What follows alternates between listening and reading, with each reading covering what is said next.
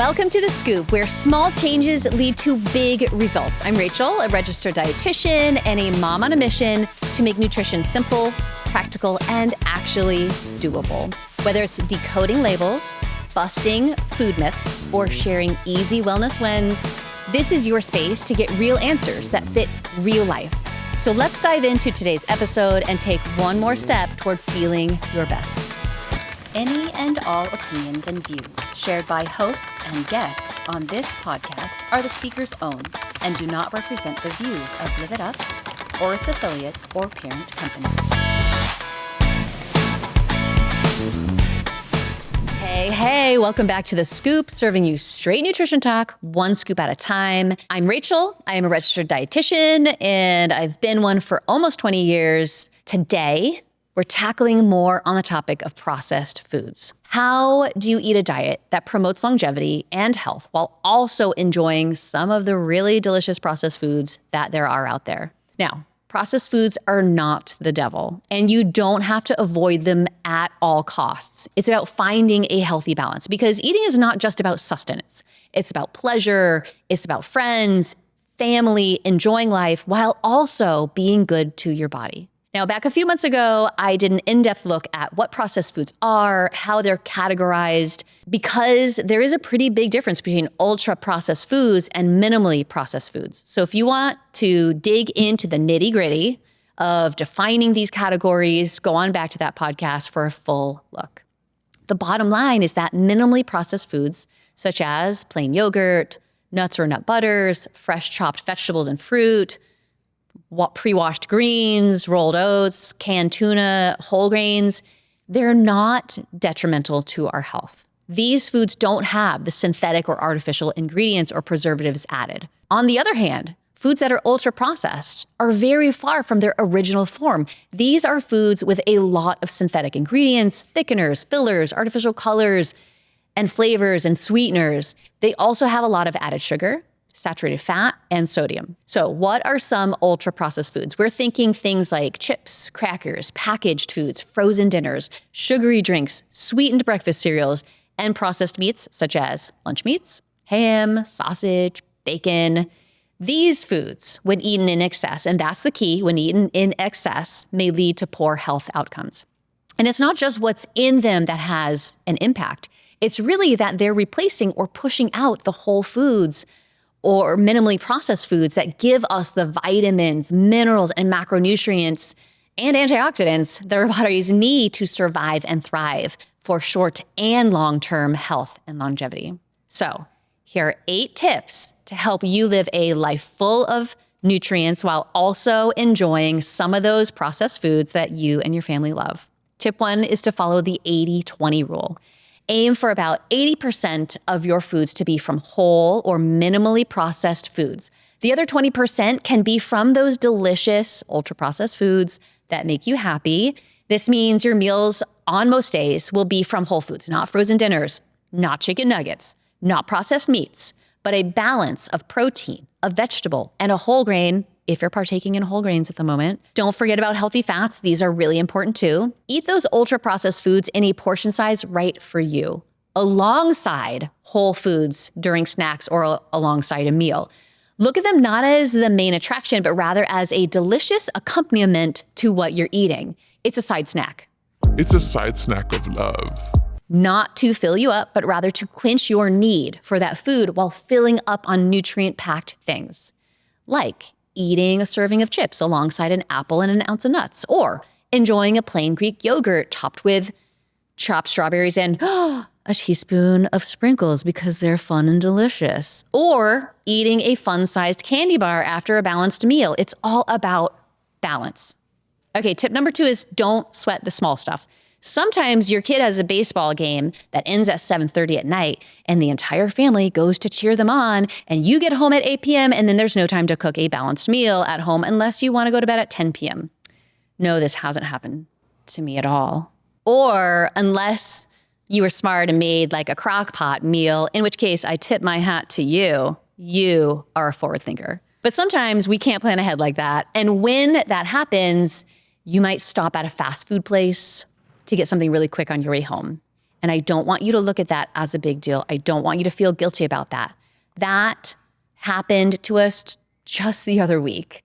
Listen, as long as this isn't something you do most days of the week, having a fast food meal like once a week, maybe twice a week, isn't going to be the end of the world. If this is the boat you're in, think about your entire week as the 80-20 rule. 80% of the time, dinner is at home and nourishing. 20% of the time, dinner is quick and maybe a drive-through. Don't beat yourself up. Life is short, but it's not short enough to eat chicken nuggets and hot dogs every day. Tip number 3 is read food labels. One of the best ways to understand how processed your food is to look at the label. Let me give you a great example. Crackers. On my right, we have Triscuits with whole grain wheat and oil and salt. And on my left, we have Ritz crackers with enriched flour, high fructose corn syrup, and soy lecithin. One of these products has more ingredients that are ultra processed, and one has more minimal ingredients. Let's look at another comparison. On my right, tortilla chips, corn, oil, and salt. On my left, Takis with artificial colors and artificial flavors and artificial antioxidant TBHQ. One is less processed and one is more processed with lots of artificial additives. Now, don't get me wrong, all of these options are processed and all should be considered as part of that 20%. Just because it has less ingredients doesn't mean it's a health food and you can overeat it. But you can see that within categories, there are a lot of options that are less processed and have less synthetic ingredients and maybe a choice that you feel better about including in your diet more often within your 20%. And maybe if you're like me and your kids love Takis, love them, you get them less often, more of a treat rather than a staple. My kid asks for Takis all the time. I buy Takis once a month. And if he eats them all in 2 days, that's on him if he doesn't portion it out. Actually, he wouldn't eat in 2 days because I make them take out a portion because I've taught them to read the nutrition facts panel so they can see what portion sizes are. Tip number 4, portion sizes matter. When you're eating those ultra-processed foods, it is important to think about portion size. Remember, they're a side snack, a yummy, delicious treat. Make sure you don't walk away with the bag or go crazy with how much you put in a bowl. Man, cereal bowls now are 4 cups deep, right? Do you know your serving of cereal is a cup, right? If you look at the nutrition facts panel, don't just put it in any bowl, right? If you are letting your kid have a cereal that perhaps is lower in added sugar and has more whole grains and has less ingredients, because sometimes life is really busy in the mornings and a whole grain cereal that has at least 3 grams of fiber and at least a few grams of protein is going to be a better option than not eating anything, and that it has less than 10 grams of added sugar per serving, or 8 and less. Sometimes that is what you have to do and you throw in some berries or something. You can't just put it in one of these huge bowls and think it's a serving because that is too much. So just remember, don't just look at the portion size on the nutrition facts panel. Think about where you're putting it in. If you put that 1 cup serving in a huge bowl, it's going to look like nothing. And then mentally, you're going to say, I'm not eating anything. And then you will not be satisfied because part of our satisfaction is also mental. Okay. It's what your plate looks like. If your plate looks boring, you're not going to like the food, even if it tastes good. Studies have been done on this. It is incredible. Look at the nutrition facts panel, check out what it says. Now, that doesn't mean you have to stick with the portion called out, but it will give you some quick guidance as to how much to have. Some people need a little bit more. Some people might need a little less. Often you probably have to eat something else with that food to feel satisfied. And don't forget, either eat that portion of your ultra-processed food after a balanced meal so that you're already satisfied and less likely to overeat it, or pair it with other whole foods so that you fill up on those and you don't feel like you need to eat the entire bag of chips to feel full. Tip number 5 is make your environment whole food friendly. What does this mean, Rachel? It means make whole foods more visible and ready to eat. Put a bowl of fruit on the counter. Make sure that the chips bags are in a cabinet behind stuff. Research shows that when healthy foods are within eyesight and easier to grab and go, they're eaten more often. One interesting study showed that the more options you have in terms of chips, crackers, and other processed snacks, the more of them you'll eat. This is because our taste buds go through flavor fatigue. So too much of one thing and we start to get sick of it. So when there are multiple options, we end up being like, oh, I'm going to try these other chips now. And they taste different, so you can eat more of it. So if you think about this, maybe this means you try to get less snack options so that they're less tempting. But don't forget to make sure that you have plenty of healthier options to have instead. Because if you're just like, I'm going to stop buying chips, but then there's nothing to eat for a snack, that's a dead end. That's not going to be helpful because then by the time you get to dinner, you might be so hungry that you overeat that meal as well. And it's harder to stop. So really, you have to think about both things, not just minimizing one, but also bringing the other up to make up for it. So to truly make this work, you may want to do a little meal prep.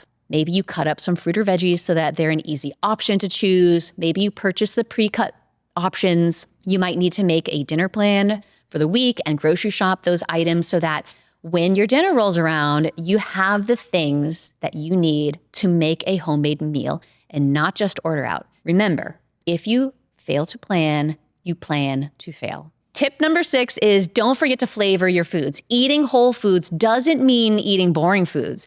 Use spices and herbs and lemon and Parmesan cheese and salt and pepper and olive oil and butter to help make your food taste delicious. Look for recipes that are exciting and tasty. Don't settle for bland because that is unsustainable. At some point, you're going to get sick of it. Add flair, add pizzazz. This is how you make whole foods diet more sustainable and enjoyable. All right, tip number 7 is make water your primary beverage. Listen, beverages add up. And unless it's water, milk, or black coffee, or 100% fruit juice, whatever you're drinking is probably processed. And I'm gonna be real honest with you right now. Unless you are under 2 years old, you don't need to drink any milk, all right? That's okay if you love it, but you can get those nutrients elsewhere and you don't need milk. Drink it if you like it, but if you're having trouble losing weight, this is a place that you can cut those calories and eat them instead. Honestly, if we're getting like really into this right now, really nitty gritty, your 1 or 2 year old doesn't have to drink milk either.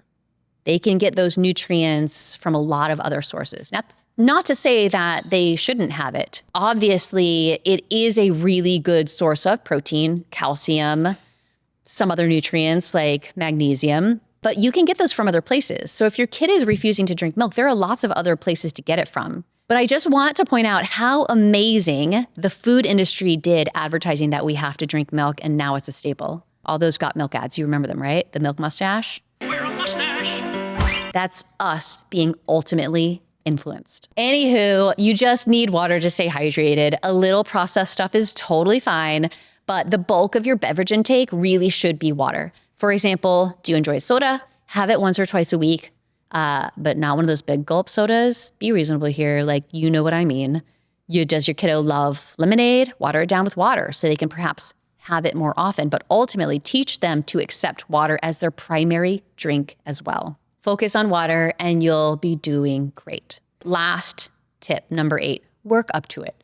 This is the micro habit part of our day-to-day. Small steps will get you to your ultimate goal of less ultra-processed foods while also working on introducing more whole foods, cooking more often, relying more on whole food snacks. This is a big transition for a lot of people. So make sure that you set stepwise goals every week to help you successfully get that balance that feels right for you, because everyone's balance is different, right? Some people might have a 90-10. Some people might have even less processed foods. Some people might have to start at a 70-30 and work their way back down.